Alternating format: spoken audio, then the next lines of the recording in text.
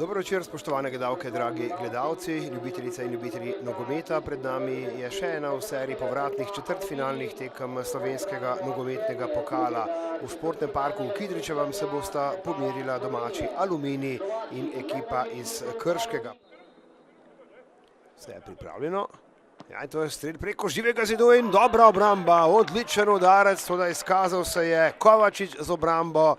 Ja, prvič so lahko nevarnejši nogometaši Aluminija iz prekinitve, dobra žoga proti vratom, ampak brez težav na zadnje za vratarja Freliha.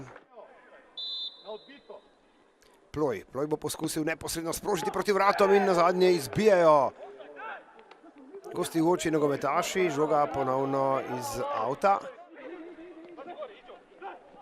Ja, tule pa dobra kombinacija, tudi poskus mimo gola.